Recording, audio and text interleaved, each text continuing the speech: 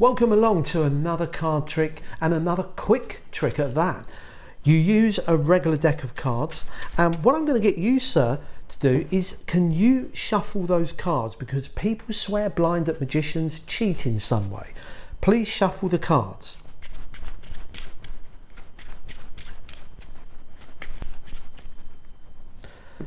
Okay, happy there, but you will agree that you could have shuffled them into any random order.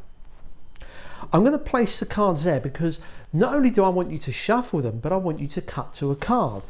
But before you do that, I'd like to make a prediction.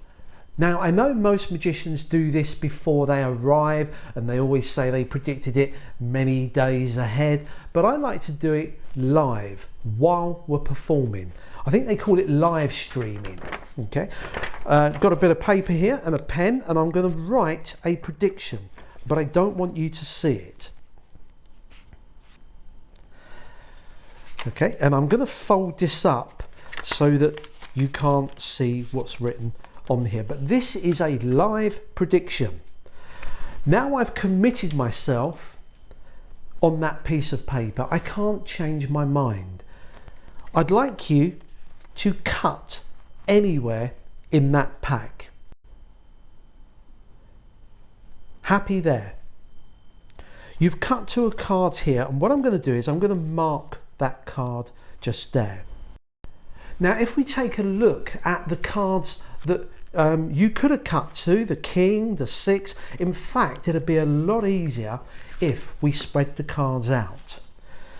So you could have stopped at the 7, the 8, but this is the important thing. Where you cut just here, this is your card that you cut to here. If you had cut a few cards less, you would have arrived at the ace of clubs or the 9 of hearts, the jack of spades.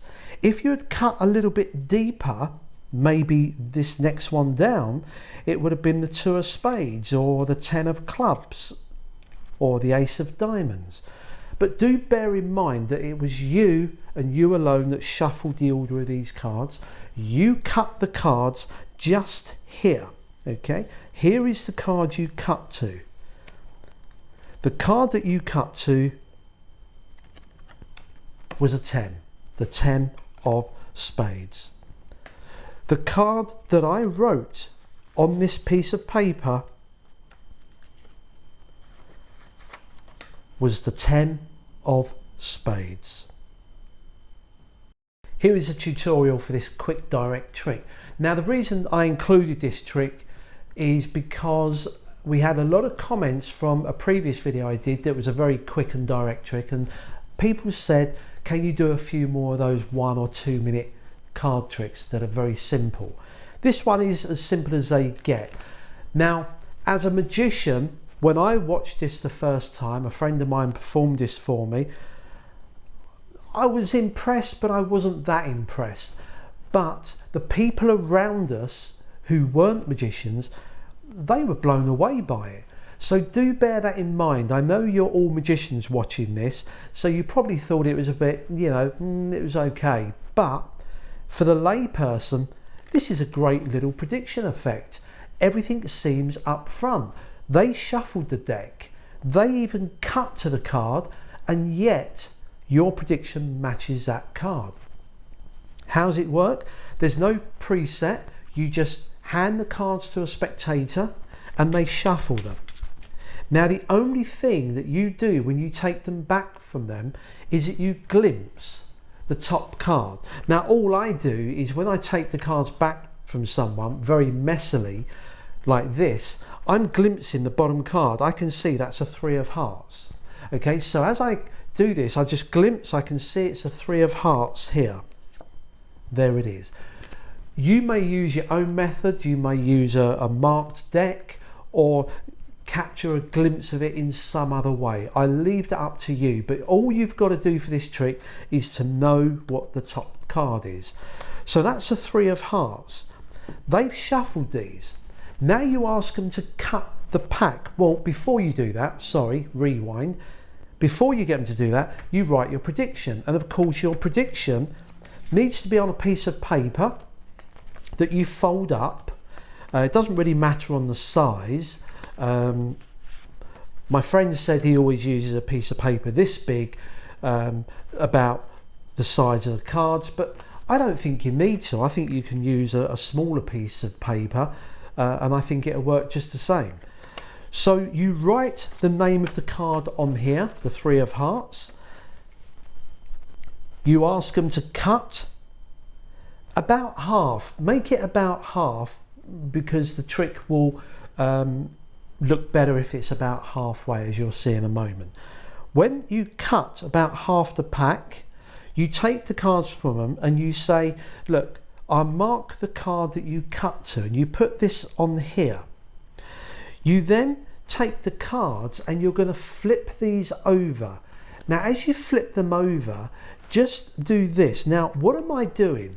I'm hiding the face of this card. It's not a big deal, okay? So don't make a big issue out of it. Just kind of cover your thumb over it. So as you turn it over, quickly, I take these off and say, look, you could have picked the 7, the ace, the 6. And I say, I tell you what, it'd be much easier. And what I do is, with my hand covering this, I put these face up, square them, and just turn. What I've done, I've turned the pack over. When I spread the cards, to the layperson, everything seems up front. There's the cards they just cut, but of course these are not. These are the cards that were on the table. Okay, you've just turned the whole packet over. It's a great illusion.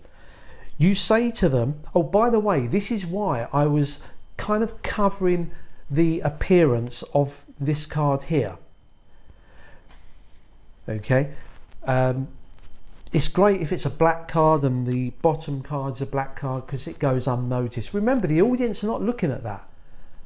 Okay, so that's why I kind of cover that. And when I spread these like this, you go straight into this. Notice the way my hand is always kind of hovering in front of this, so they forget all about this. I then go through saying you could have cut to here or here, but the important thing is, this is where you cut. There's the card here, but you could have cut a few cards earlier and you would have had a queen and 9, and then I then pull out some of these like this to say, if you had cut deeper, everything here seems clean. That is the card they cut to, apparently. You reveal the prediction and it matches their card. How simple and direct is that? I know it seems so simple that you think, I'm not going to fool anyone with that. Try it. It really does. It's a great method of either forcing a card or making a prediction. Either way, it's one of those tricks that falls into the bracket of that cliche forced card where you do the cross-cut force, you know, like that. And as magicians, as we get more professional, we kind of don't believe that anyone would fall for that, but they still do. Okay, anyway, enough rabbiting on. Hope you enjoyed that quickie. See you again soon on the channel.